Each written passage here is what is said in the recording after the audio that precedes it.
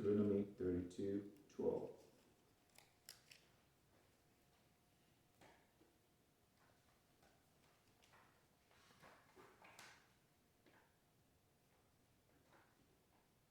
Okay, so this morning, when I was on my own time praying,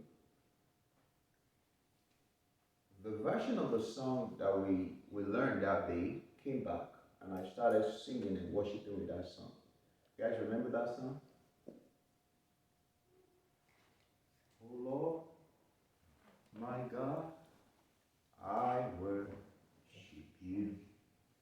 I praise your name in all the earth. There is no other God. There is no other God. There is no other God like you. Oh Lord, my God, I worship you. I praise your name in all the earth. There is no other God. There is no other God. There is no other God like you. Oh Lord, my God, I worship you. I praise your name in all the earth. There is no other God. There is no other God. There is no other God like you. This morning, when I was worshiping, and the Lord gave me another verse. And that's the verse we're going to use to pray today. So we pray, we sing the song, we pray, we sing the song, we pray, we sing the song. This is what is called the solemn assembly. When you are fasting, you come to the presence of God with a song that God puts in your heart. And then with his word, you come to his presence, right? At this point in time, it's not you trying to reach out to God, it's God trying to reach out to you, okay? It's two different things. It's God trying to take you to the path that he set for you. It's not you trying to say, I'm seeking God, okay? No, you can't seek God because you don't even know where he is. But now God is going to take you. So the version that God gave me this morning is this. It's the same thing, but one line is different. When you say, oh Lord, my God, I worship you. I lay my heart before thy throne. There is no other God. There is no other God. There is no other God like you. Oh Lord, my God, I worship you.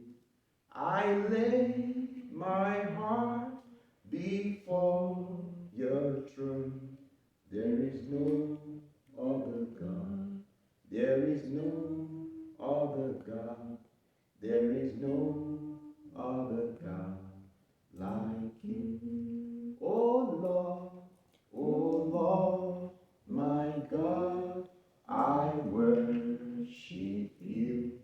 I lay my heart before your throne. There is no other God. There is no other God. There is no other God like you. Oh Lord, my God, I worship you. I lay my heart before your throne. There is no other God. There is no other God. There is no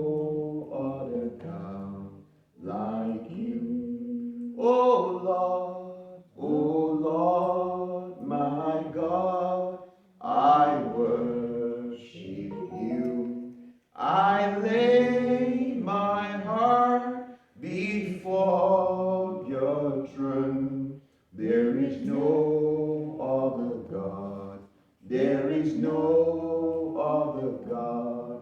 There is no other God like you. Oh Lord, my God, I worship you. I lay my heart before your throne. There is no other God. There is no other God. There is no other God like you. So, when I sat down this morning and I was studying and I was worshiping and I closed my eyes while I was singing this one, and it seems like I dozed off and this other one was written to me. I lay my heart before thy throne because there is no other God. It was when we began to sing this song that God gave us Deuteronomy 32:12. And I just sat down that day and I just heard Deuteronomy 32:12. When I opened my eyes, I said, what is it? I quickly opened my Bible. What's in Deuteronomy 32:12? And he came here, he said, so the Lord alone led him, and there was no foreign God with him. So he gave us a song before he gave us the scripture. And I said, wow.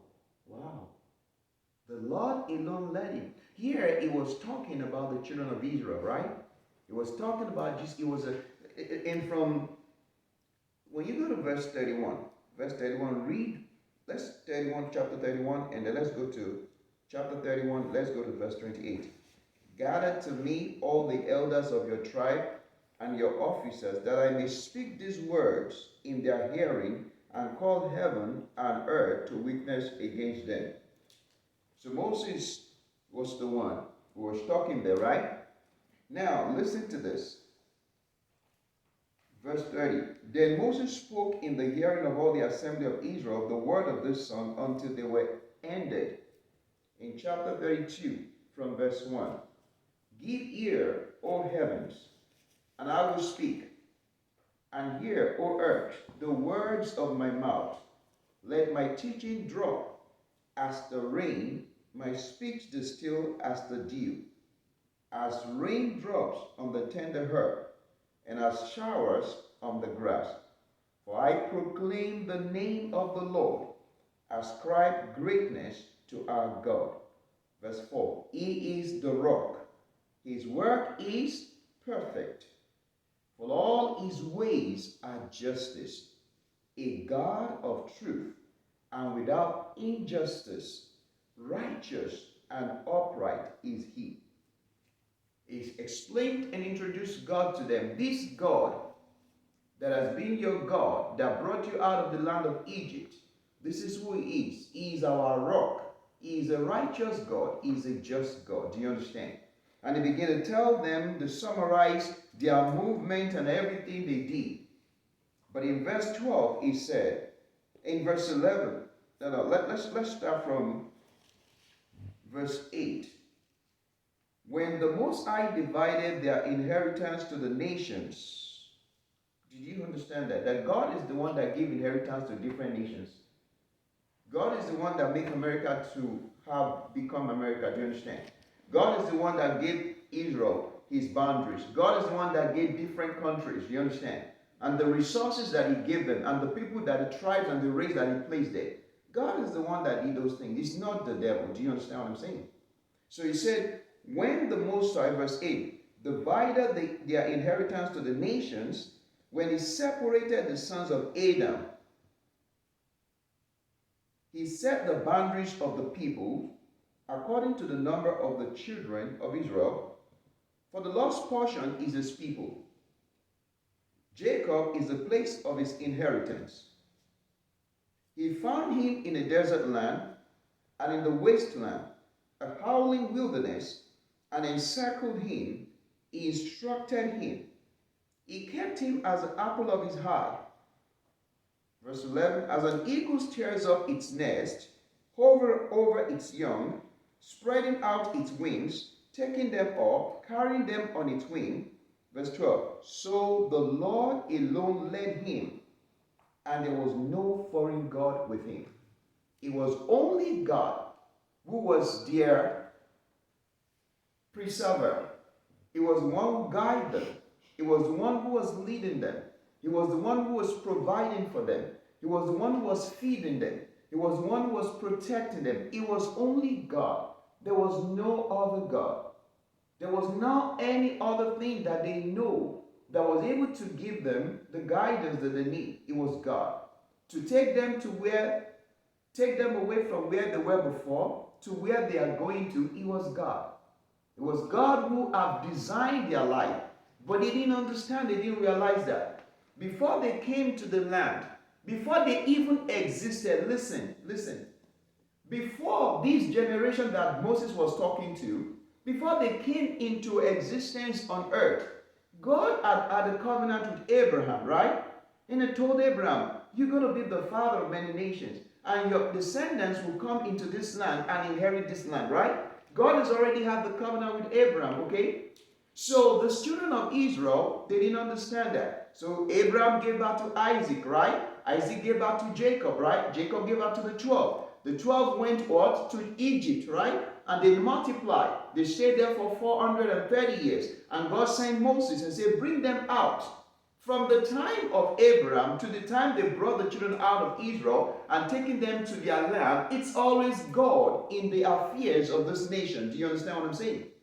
So when he sent Moses to them to take them out, and he told Moses, don't take them through this route, pass through this one, and they met the Red Sea, and God was in front of them, leading them in the night by the pillar of fire, in the day by the pillar of cloud, who said to take them to the places he wanted them to be. The Bible says it was God alone that led them. There was no any other God. There was no any other person. Nobody designed their path for them. Nobody was able to say, no, this is the way you should go to. Don't take this path. No, this place will be very good for you to follow this path. No. God showed them which path they need to follow. You have to go through the Red Sea. God is the one that led them through the Red Sea. They did not have any oracle among them. They did not have a diviner. They did not have an enchanter. They did not have anything. It's only God. They only move by the dictates of God. It is only what Moses was hearing that they were doing. Guess what? If the cloud did not come to move, Moses would not move. If Moses did not move, the children of Israel would not move. So Moses had to wait on God's presence. The angel that was guiding them, which is a guidance, to lead them. And when that tabernacle, the clouds moved, Moses said, all right, let's move. Do you understand? It was God that was moving and was leading them. And that's what I was telling them here. It says, so the Lord alone, emphasis, alone led him. And there was no foreign God with them. Some of them had maybe worshiping idols in Egypt, but that idol did not contribute to their journey. There was no divination and say, well, Moses, why can't we take the left journey? Because that one is better. No, there was no consultation. They didn't consult a man to go to where they're going. It was purely God guiding them.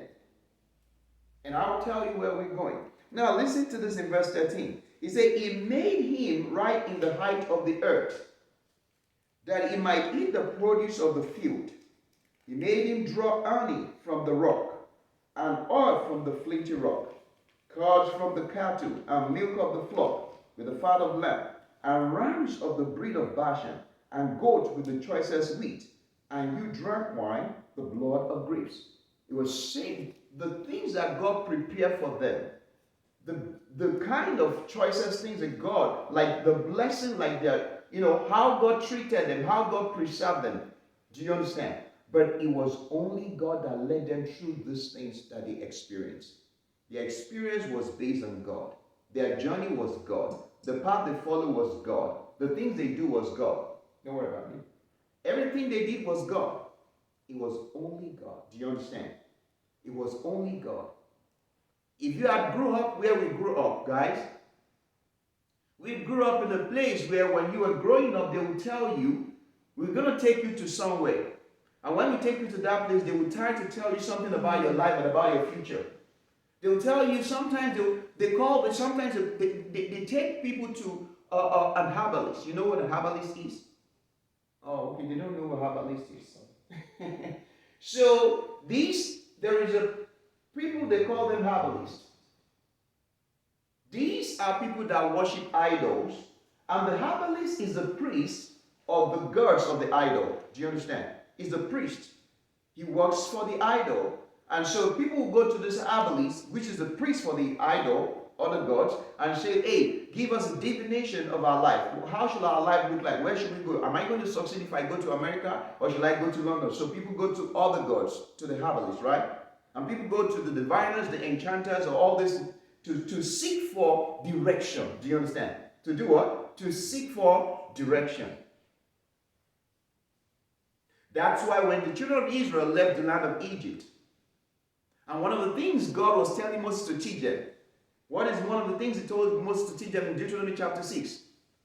Hear, O Israel, the Lord your God is one. The Lord your God is one. No other God. No other God. You will not serve any other God, because there is no any other God except God. And you will serve him with all your heart, with all your soul, and with all your mind. Right?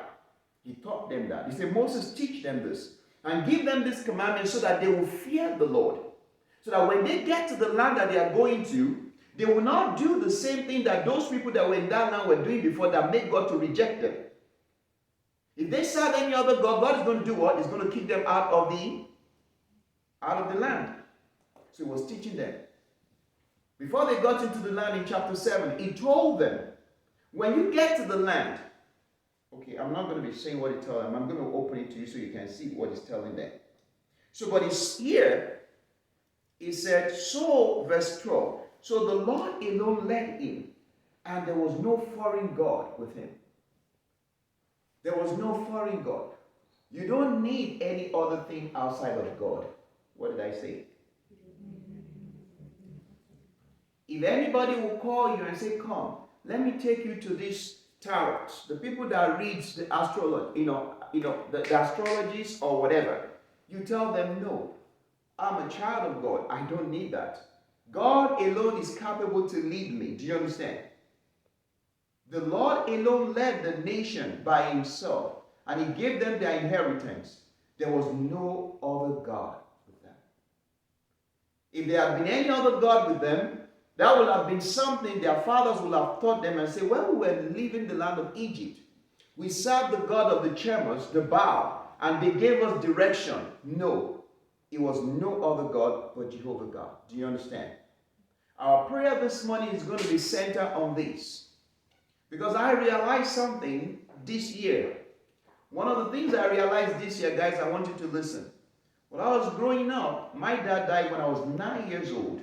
So I was at the age of when my dad died. And my mom, very nice woman, but she didn't really know anything better. My mom is not very educated. She just went to, she didn't finish high school. So she's been working when she was so young, so she didn't have that strong education. But she's a workaholic. She can work herself, to death. And she provided for the family. And I was growing up and I discovered recently, when I sat down with God this year, when I felt I look at my life, I say, how did I get to where I got to? Who was the person that told me, when you go to school, this is what you should do for your career path, this is what you should become in life, and this is how you should live your life? There was nobody. And God made me to realize that I have been the one leading you from the beginning. I've been the one leading you from the beginning. Even the times that I was thinking my life is being wasted away because I wanted to go to college and I couldn't get to college. And I spent 10 years of my life trying to go to college. And God said to me, sit down and acquaint yourself with me, and I will give you what you need. And all my colleagues have gone to college, and I felt my life is, God just said sit down, and then I will tell you, just sit down and get familiar with me. That's all he told me. And I was like, but I realized there was no father. There was no father telling me, no, don't dress like that. Don't wear your clothes like that, talking. No, don't talk like that. You can't do that. There was nobody to tell me, hey, if you want to make it in life, this is how you need to do. This is how you do. Carry yourself eye up. Don't walk. Don't look down. Don't do this. There was nobody. There was nobody. There was no single person who was navigating the path of my life. There was nobody. I've never been to any pastor to seek counsel and say, help me to ask God, how should I go? Where should I go? Nobody. Did you think? Let me tell you one of the advice that my mom gave me. That's I can tell you one single advice that my mom gave me in our entire life that I remember. When I finally had admission, I was going to this called the school University of Port Harcourt. It's in the eastern side, whatever. Is it eastern part of Nigeria? Huh? Like South, whatever. Yeah, it was there. I was going there, and then my mom said something to me that I wasn't in high school, and I've been out of high school for almost 6, 7, 8 years or 10 years. So that I wasn't like a teenager, right? I was around like 29 years old, 28 years old. And I was going to school. My mom said, when you get to school, be very careful because some girls might really want to be so attracted to you. That's one single concept my mom has given me all of my life. One. And I was like wondering, why is she saying this at this point in time? The other counsel she gave me when I got out of high school, my mom would ask me, don't you have a friend? Why do you always sitting out at home?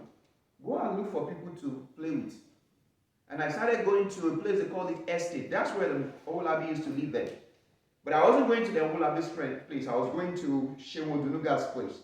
And we were looking for trouble around. And that one liked looking for trouble, and I was just following him. Because I tried to, he liked getting to fight. But it's not like he look for fight. But if he sees fight, he will not turn back. He will stay there and fight the fight. And that's the kind of person he is. So I'm following him around and like, you want to fight those ones? Let's go, don't fight those ones.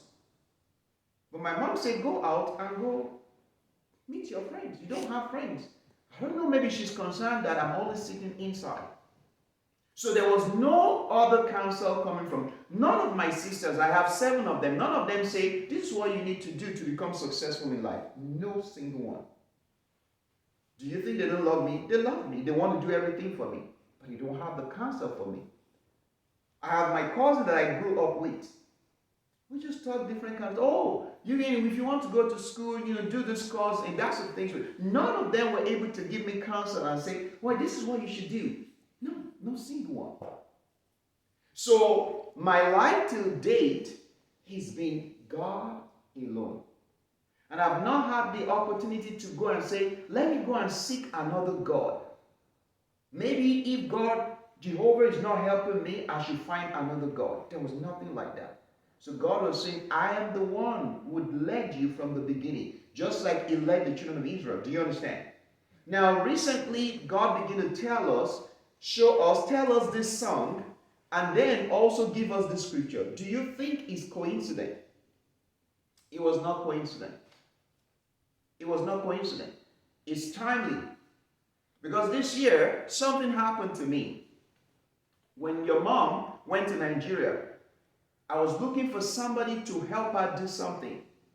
And I see how incapable I was because I couldn't find somebody to say, go and help my wife to do this thing. And I was saying, God, I didn't really have anybody. There was a point in time in your life, it's not about money. It's not about something. It's about who do you think can do something for you at a particular point in time in a particular place. And you'll discover that you don't have the capacity. What you will have is God. And when the situation is so steep and you feel, how will this happen? How can this, what is going to happen? I don't know which way to go out of it. And you cry to God, because I cried to God. I said, Lord, please, I don't know what to do. I need you to step in. That day was when I knew I didn't have anybody in my life that I think. My mom is there, but my mom doesn't have the capability to do what I want to do. My sisters are there. They don't have the capability to do what I want to do. My mentor, I don't think he was in Nigeria at that point in time to do what I want to do. So who will I call? My sister-in-laws, they don't have the capability to do what I want to do. It was then God let me understand, see, I'm being the only one that I've been leading you from the beginning. When you need help, I'm going to be the one to do it for you. Don't look for people. Don't think, I need to know this person. I need to know that person. Are you listening to me? Don't think, I need to. If you know God, God will give you the network that you need in life. Are you listening to me? He will give you the network that you need in life. When I was thinking about this, I talked about Femi also. I said, okay, Femi was sitting down, doing his own thing, having his stubborn head, saying he wants to just study, go to Yaba Tech and have his college stuff. He was fascinated. He knew he was going to be successful. Then his brother came and presented to him a lottery that you have to travel abroad. He was telling us, he said, no, I don't want to go abroad. I'm not interested. But everybody in Nigeria, almost 90% wants, if they have the lottery, they're going to like go AWOL and say, oh my God, my life has turned around. Then he had the lottery and say, I don't want it. He was not interested. But it was still the way, the path that God wanted him to follow. Do you understand? He didn't look for it, but God has designed it as one of the paths that he has to follow. So it was God leading individuals in every path. But you have to know that God. Because he didn't go to an herbalist to say, hey, help me to conjure. How do I move to the next level of my life? He didn't do that. He was just minding his own business. He was just doing his own college stuff, doing his own thing. And his brother was doing something else. While his brother was doing that, he was working, and God was using his brother to do things that he is going to need to walk his own path. Do you understand what I'm saying?